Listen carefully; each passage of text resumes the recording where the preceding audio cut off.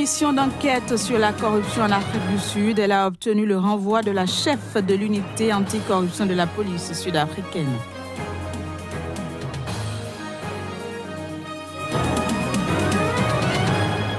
Épidémie d'Ebola en RD Congo, nous ferons le bilan un mois après l'annonce officielle de son apparition dans le Nord Kivu.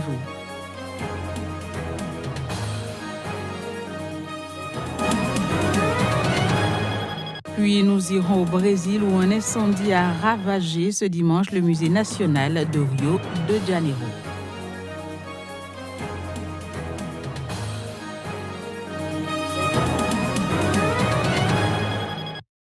Ravi de vous retrouver en ce début de semaine. Bienvenue à toutes et à tous. On démarre cette édition par une note de l'Afrique du Sud où la commission d'enquête sur le scandale de corruption à la tête de l'État continue ses auditions.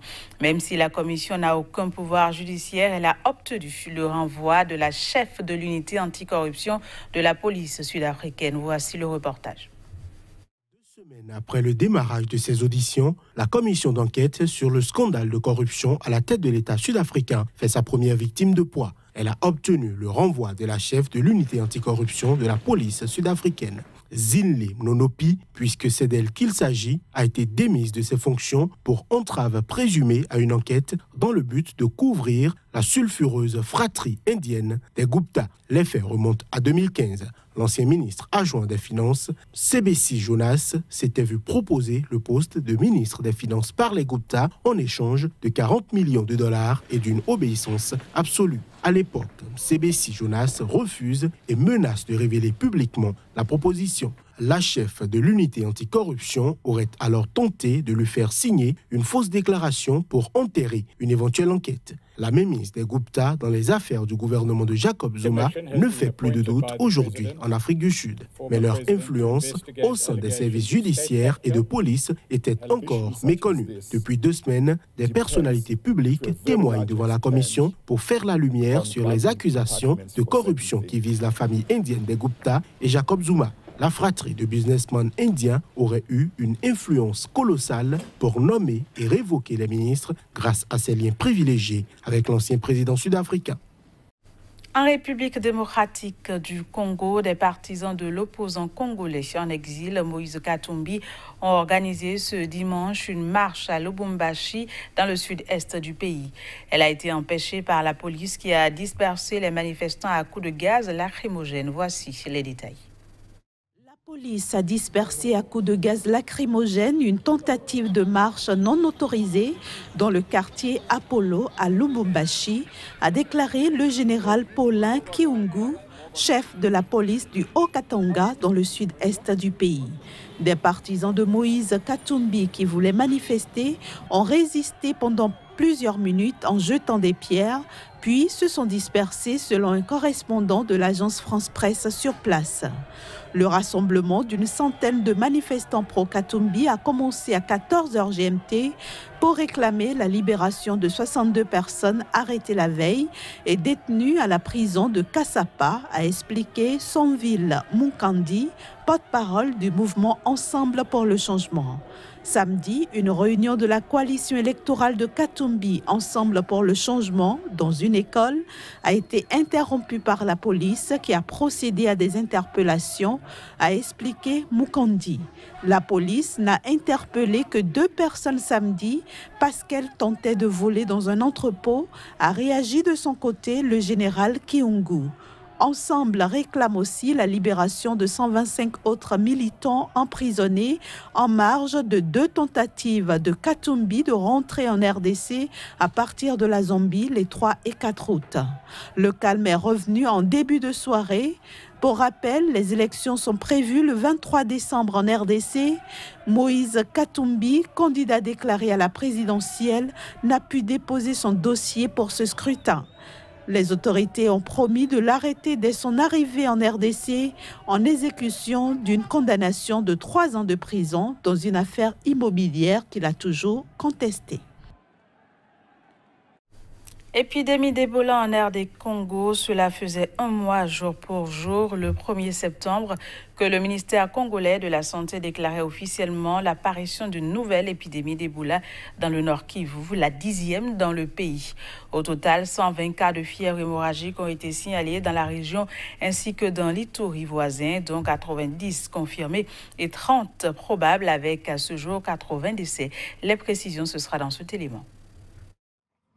L'UNICEF a assuré que la situation se stabilise à Mondjina, l'épicentre de l'épidémie Ebola. L'institution onusienne a également confirmé qu'aucun nouveau cas de contamination n'a été décelé au cours de ces derniers jours. Signe que les efforts déployés pour stopper les chaînes de transmission, suivis des contacts, sensibilisation et vaccination commencent à porter leurs fruits. Parallèlement, le nombre de malades guéris augmente et cela aide à déjouer les réticences d'une partie de la population qui a eu tendance à fuir les centres de traitement Ebola qu'elle assimilait à une mort certaine. L'OMS, quant à elle, s'est réjouie que la surveillance fonctionne malgré un contexte sécuritaire particulièrement difficile dans cette zone où la découverte d'un premier cas il y a 10 jours avait fait craindre le pire. Seule la ville de Beni reste une source d'inquiétude, notamment le quartier Ndidi où de nouveaux cas sont confirmés chaque jour. Le ministère de la Santé congolais promet de renforcer davantage la surveillance dans cette zone et annonce l'arrivée d'une nouvelle équipe d'anthropologues pour venir à bout des incompréhensions.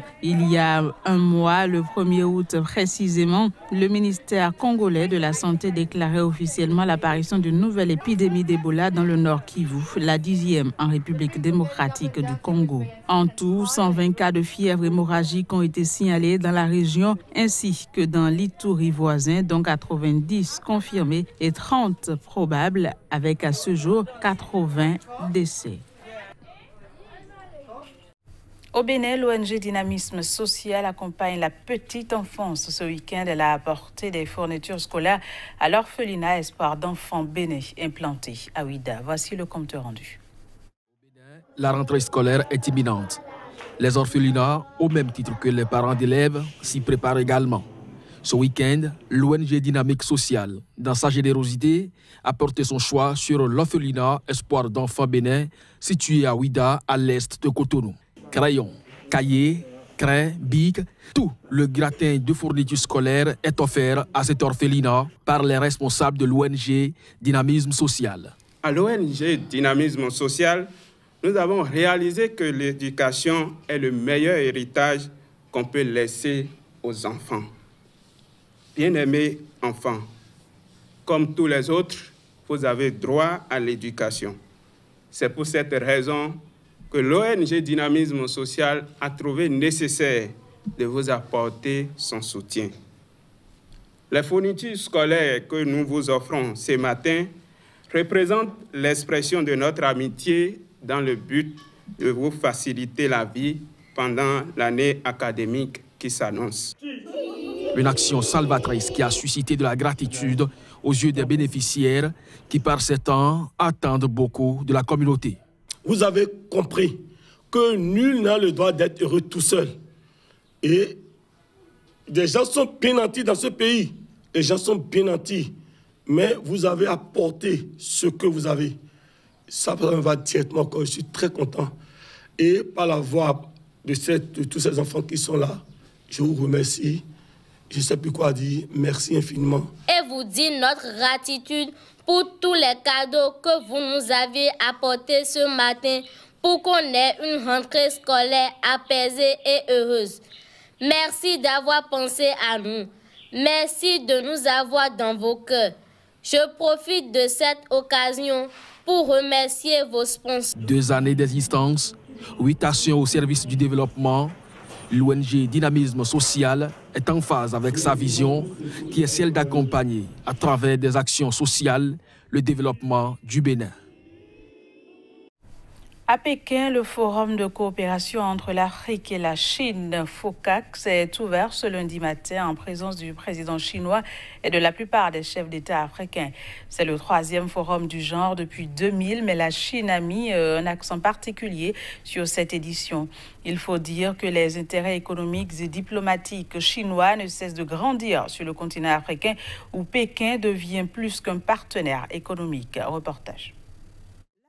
Va consacrer 60 milliards de dollars supplémentaires au développement économique des pays africains, a promis lundi son président Xi Jinping à l'orée d'un vaste sommet diplomatique Chine-Afrique à Pékin.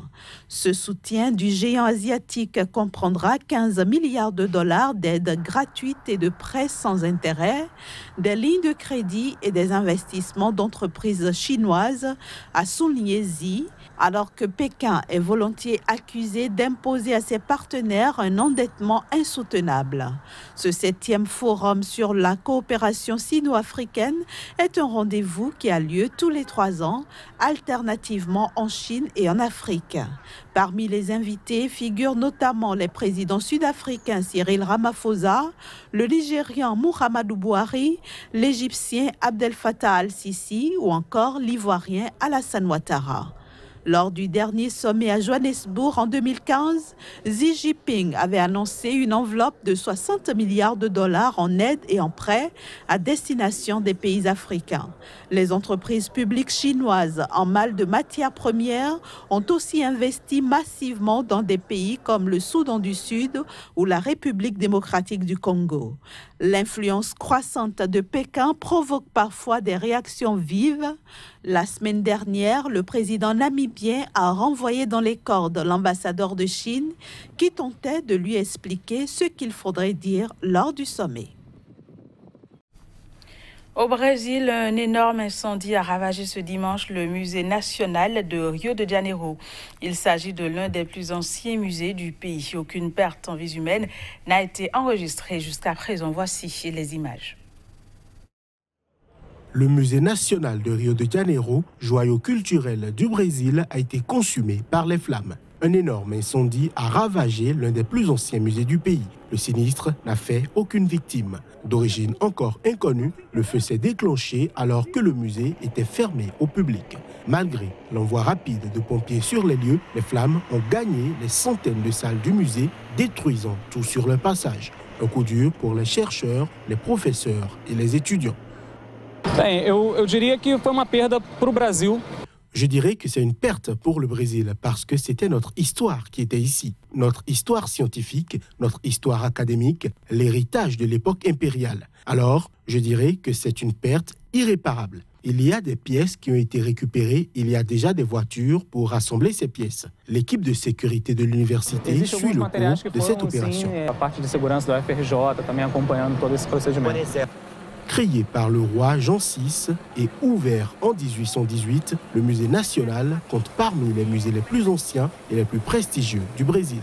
Cette institution culturelle et scientifique d'Amérique latine possède plus de 20 millions de pièces de valeur. Voilà, ce sera tout pour ce journal. Merci de nous avoir suivis. Très bonne suite de programme sur SICA. À très bientôt. Au revoir.